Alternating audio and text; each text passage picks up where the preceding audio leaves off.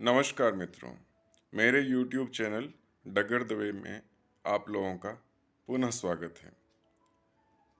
कोई भी राष्ट्र या समाज वहाँ की समृद्ध परंपरा के कारण महान बनता है और अगर किसी राष्ट्र से या समाज से वहाँ की समृद्ध परंपराएं छीन ली जाएं, वहाँ के समाज के मानस पटल में से वे चीज़ें मिटा दी जाएं, तो वो राष्ट्र स्वतः ही समाप्त हो जाता है। हमारा देश इतना महान इसलिए रहा है क्योंकि हमारी संस्कृति बहुत ही समृद्ध रही है और इस संस्कृति समृद्ध वाले देश की एक बहुत ही अच्छी खासियत दान की रही है। और आज हम बात करेंगे विशिष्ट प्रकार के दानों के बारे में। मित्रों, दान कहने में बड़ा ही साधारण शब्द है, 2 अक्षरों का शब्द है, किंतु इसका अर्थ बहुत ही व्यापक है और इसका असर उससे भी ज़्यादा व्यापक है। विश्व में कोई भी धर्म हो या कोई भी समाज हो, वो कहीं ना कहीं दान या चैरिटी पे जोर देता ही है। कहीं दशमांश की परंपरा है तो कहीं 2.5% की या 42वें भाग की परंपरा है या कहीं स्वेच्छा से जितना हो सके उतना दान देने की परंपरा है। दान जबरदस्ती नहीं होता, पर दान देने से आदमी को एक आंतरिक सुख मिलता है। समाज के लिए कुछ कर पाया, उसकी एक संतुष्टि मिलती है। इसलिए हम सभी को जितना हो सके, जैसे हो सके, दान करना चाहिए।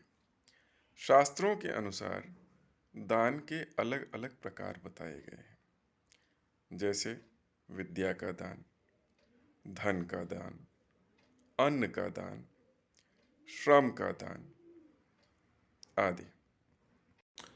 इसी प्रकार दान देने की बारंबारता और उसकी अवधि के अंतराल के हिसाब से नित्य, नैमित्य या सामयिक दान कहा गया है। नित्य दान रोज किया जाता है। नैमित्य दान किसी उद्देश्य के लिए या पर्पस के लिए किया जाता है और सामयिक दान कभी कोई पर्व हुआ, किसी का घर में जन्मदिन है, कोई शुभ प्रसंग हुआ तो किया जाता है। हमारी संस्कृति में दान के बड़े ही विरले और विशद उदाहरण प्रस्तुत हैं, जो हमारी धर्मपरायणता और समाज के प्रति हमारी जिम्मेदारी का निर्वहन करने की चेष्टा और ललकता को दिखाते हैं। भारतीय धर्म परंपरा के अनुसार शिव जी औघड़दानी और महादानी हैं। जब देवासुर संग्राम हुआ और उसके बाद सब तरह की लक्ष्मी विलुप्त हो गई, तो समुद्र मंथन किया गया और समुद्र मंथन से जो लक्ष्मी प्राप्त हुई उसको देवों ने अपने पास रख लिया और कुछ चीज़ों को असुरों को दे दिया, लेकिन जो विष निकला उससे सब दूर भाग रहे थे। उसका क्या किया जाए किसी को पता नहीं चल रहा था। तब श्री शिव शंभु आए और उन्होंने सारा हलाहल अपने अंदर अंतरसात कर लिया। यह समाज कल्याण का एक बिरला उदाहरण है जो हमें हमारी संस्कृति से प्राप्त होता है। इसी प्रकार का एक उदाहरण ऋषि दधीचि का है, जिसमें देवासुर संग्राम में विजयी होने के लिए इंद्र ने ऋषि दधीच से उनकी अस्थियों का दान मांगा और प्रार्थना की, जिसे स्वीकार करते हुए देह त्याग करके ऋषि दधीच ने अपने अस्थियों को उन्हें समर्पित किया और उसी से इंद्र का सबसे जबरदस्त अस्त्र वज्र, जिसे इंद्रास्त्र भी कहते हैं, प्राप्त हुआ और जो बहुत ही शक्तिशाली है। मित्रों, ऐसा नहीं है कि दान, तप, धर्म केवल देव या मनुष्य ही करते थे या ऋषि ही करते थे। असुरों में भी इसकी बड़ी विकट भावना थी। इसी का एक उदाहरण है असुर बलि, जो कि बड़े ही ओजस्वी राजा थे और उन्होंने पूरे के पूरे ब्रह्मांड पे विजय पाई थी। वहाँ वामन अवतार में विष्णु भगवान ने एक ब्राह्मण बालक का रूप लेके उनसे दान मांगा और उन्होंने जो संभव हो सके वो दान देने का आश्वासन दिया। और वामन अवतार में उन्होंने पहला कदम पृथ्वी पर, दूसरा स्वर्ग में और तीसरा जब कुछ नहीं बचा तो उनके मस्तक पे रखा और राजा बलि ने कहा कि हे प्रभु, आपकी कृपा हमेशा मुझ पर बनी रहे। और वही हुआ। आज दक्षिण भारत में केरल प्रांत में उन्हीं के आने के सुअवसर पे ओणम मनाया जाता है और हर साल मनाया जाता है, जो कि उनका नया वर्ष भी है। इसी प्रकार चंद्रवंश में उत्पन्न एक अत्यंत ही चक्रवर्ती राजा हुए राजा शिवी। वो अत्यंत ही धर्मपरायण थे। एक बार उनकी परीक्षा लेने के लिए यमराज और अग्निदेव उनके दरबार में पहुंचे और अग्निदेव ने जहां कबूतर का रूप धारण किया था, वहीं यमराज ने बाज का रूप धारण किया था और बाज ने अपने शिकार के बराबर मांस की मांग की, जिसके लिए राजा ने अपने शरीर के टुकड़े काट काट के बाज को दिए। और जब उनके शरीर के टुकड़ों से बात नहीं बनी तो वो स्वयं एक पलड़े में बैठ गए। तो इस प्रकार उन्होंने पूरा का पूरा अपना जीवन अपने धर्म के लिए दांव पे लगा दिया। मित्रों, राजा राम को धर्मपरायणता के लिए कौन नहीं जानता, पर उनके जितने भी पूर्वज हुए, जो कि इक्ष्वाकु वंश, सूर्यवंश या रघुवंश भी कहा जाता है, वो सब कहीं न कहीं वचन के कारण या उनके धर्म के कारण, औदार्य के कारण, नीतियों के कारण प्रसिद्धि पाते रहे। इसी में से एक राजा थे राजा हरिश्चंद्र, जिन्होंने अपना सारा राजपाट ऋषि विश्वामित्र को दान कर दिया था और अंततो गत्वा उनको अपने पुत्र और अपनी पत्नी के साथ साथ अपने आप को भी चांडाल को बेच देना पड़ा था, ताकि वह दान की उक्त मुद्रा विश्वामित्र को चुका सके। राजा राम के बारे में तो आप सभी जानते ही हैं कि उन्होंने अनेकों राक्षसों का वध किया और इसके अलावा उन्होंने बाली का भी वध किया और रावण का भी संहार किया। रावण का संहार करने के बाद या बाली का वध करने के बाद उन्होंने उनके राज्य लिए नहीं, उनके खुद के उत्तराधिकारी जैसे सुग्रीव और अंगद या विभीषण, इनको इनका राज्य सौंपा गया ताकि वहाँ का वंश, वहाँ की संस्कृति, वहाँ के लोग वहाँ शासन कर सकें। ऐसा उदाहरण और किसी संस्कृति में नहीं मिलता। भगवान कृष्ण भक्ति और प्रेम के अनन्य प्रतीक ऐसे ही नहीं माने जाते। उनके मित्र सुदामा, जो कि बहुत ही गरीब थे, जब वो उनसे मिलने के लिए द्वारका नगरी पहुँचे तो कृष्ण नंगे पांव दौड़ते हुए उनका स्वागत करने के लिए नगर द्वार पर आ पहुँचे थे और उनके लाए गए सूखे चावल, जो कि 3 मुट्ठी थे, वो खा के उन्होंने पृथ्वी लोक, स्वर्ग लोक और तीनों लोग दान देने ही जा रहे थे कि उनकी पत्नियों रुक्मणी और सत्यभामा ने उन्हें रोक लिया था। मित्रों, कर्ण को भगवान कृष्ण ने स्वयं बहुत बड़ा दानी माना है। ऐसा माना जाता है कि कर्ण रोज स्नान के बाद दान दिया करते थे और किसी को खाली हाथ नहीं लौटाते थे।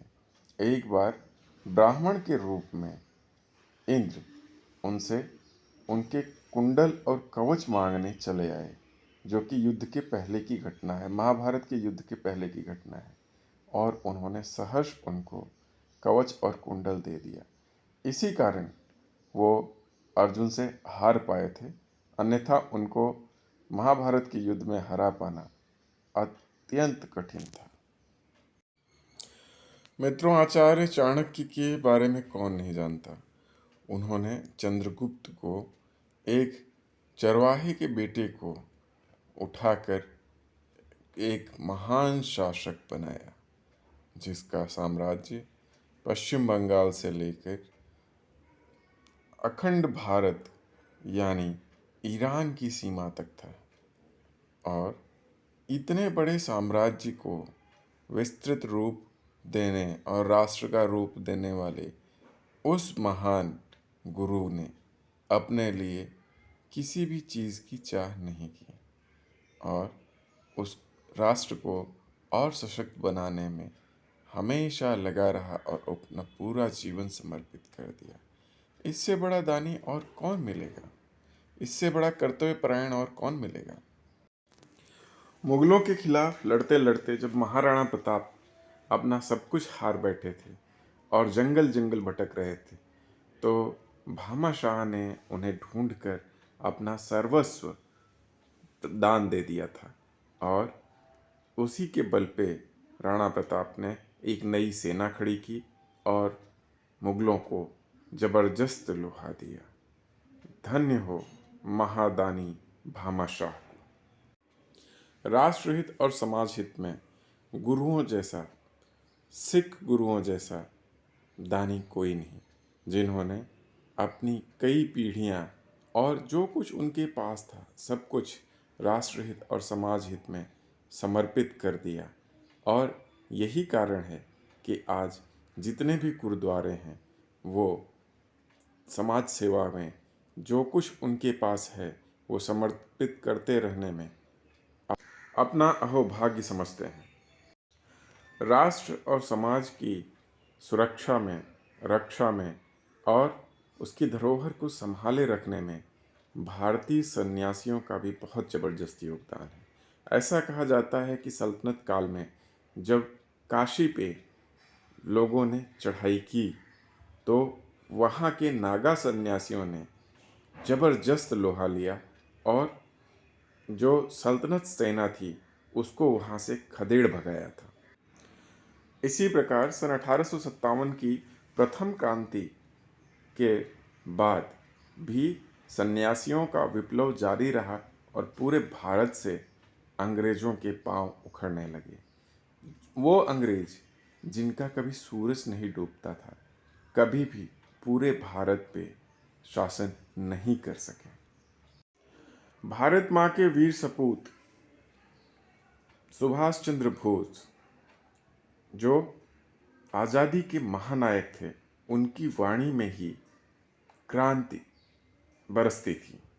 उन्होंने खून मांगकर लोगों को आज़ादी देने का आश्वासन दिया और भारत के बाहर आज़ाद हिंद फौज का निर्माण किया, जिसने अंग्रेज़ों के छक्के छुड़ा दिए और भारत के पूर्वी हिस्से से प्रवेश करते हुए उनका मनोबल तोड़ दिया। भारत माँ के इस लाल को मृत्यु के बाद भारत की मिट्टी भी नसीब नहीं हुई, पर बिना किसी चीज़ की परवाह किए इसने अपना सर्वस्व समर्पित किया इस देश पे। भारत माँ के ऐसे ही वीर जाबाज सपूत जो निरंतर भारत की रक्षा के लिए तत्पर हैं, उन्हीं के बल पर भारत की आज़ादी कायम है। भारत माँ के गुदड़ी के लाल, लाखों किसान, करोड़ों किसान, जो हमारी अर्थव्यवस्था और हमारी सामाजिक व्यवस्था दोनों की नींव है, जिनके ऊपर भारत का पूरा तंत्र टिका है, उनका भी योगदान और दान दोनों सर्वाधिक है इस देश को बनाने में।